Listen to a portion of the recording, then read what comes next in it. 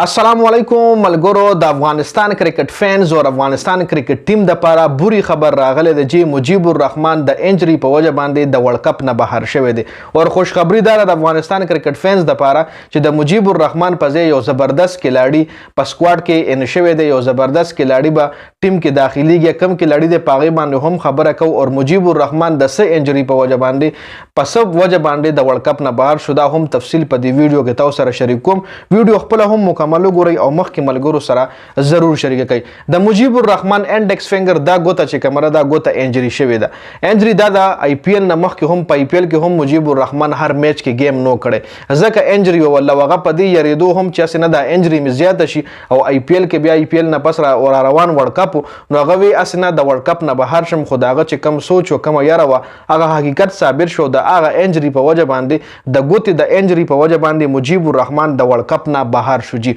اوس افغانستان کرکټ منیجمنت افغانستان کرکټ بورډ چې کوم دی دا فیصله کړې ده چې د مجيب الرحمن په ځای باندې بدای حضرت الله ززای په سکواډ کې ان کوي ځکه د افغانستان چې کوم بالنګ لاین اپ ته خبر برابر دی د بل بالر ضرورت پکې نه راځي مجيب الرحمن په ځای غي بیټسمن شامل کو دا خبر لا افیشلی تاسو نه دی ملو شوی دا خبر نه افیشلی د افغانستان کرکټ بورډ د طرفه اناونس شوی دی او نه په میډیا الکترونیک میډیا باندې تاسو لمخې راغلی خو ورځ دوه کې به تاسو ګورئ چې مجيب الرحمن په ځای باندې به حضرت الله ززای د په سکواډ کې ان کوي دا یو ډیره زبردست فیصله کړې ده دینه مخکې که تاسو ګوي د یوګانډا خلاف په دې ورلد کپ کې مجيب الرحمن لبدل او چې درې اورونه کړیو 1500 رنزونه ور کړیو او زما خیال یو ک دوه وکټې هم ایشتلې وي او بل بقایا چې کم دوه میچ زو شوی کې مجيب الرحمن نو ځکه داغه د ګوت چې کم انجری و دنه چې ګوته کې کم زخم د دکا سپینر بالر دی د ګوتو استعمال زیات کوي او بیا بیټینګ کې هم چې کله استا ګوته انجری وینو بیټینګ کې هم بیټسمن بیا اغه رنګ بیټ نشي هندل کوله اغه رنګ شاټ نشي وخلې چې کله د ګوتې انجری وي یا لاس کې چرته انجری وي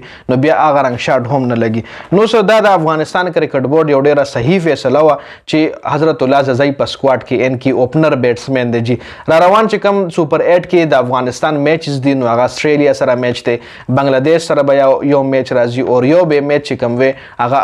انډیا سره راځي نو خګرم میچز به خ سخت ټیمانو سره میچ دي دا یو میچ آسان دی او دوه میچونه چې کم دي د افغانستان سخت ټیمانو سره دي نو د لپاره غي بیټینګ چې کم دی امپروف کړي دي بیټینګ چې کم دی غي کوي نوې حضرت الله زئی شامل کړي دي از ا اوپنر جی نو کچره غا ان کیږي نو بیا به ګوربس سره اوپنر حضرت الله زئی وی او ابراهیم زدران چې کم دی په ون ډاون باندې روزي نو دا هم د افغانستان کرکټ فینز د لپاره او د افغانستان کرکټ ټیم د لپاره خه خبر ده ځکه حضرت الله زئی خه بیټسمن دی خه کلاډي دی اوپننګ کې خه بیټینګ کوي فاست بالران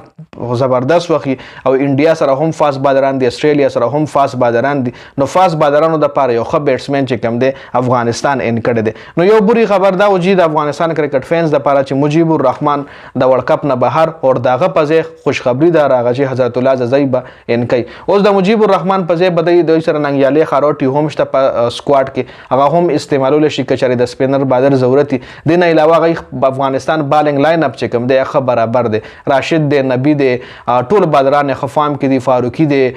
نوین الحق ته عظمت الله عمر زید درې فاست بالران دی او درې وسره سپینران هم شته نو خو فیصله د ګورو به راتلون کې ټایم کې افیشلی اعلان به هم شي د دې خبره دا کم خبره چې تاسو سره ما شریک ک د ویډیو کتلو زیات مننه ویډیو مخکې ملګرو سره ضرور شریک کړئ والسلام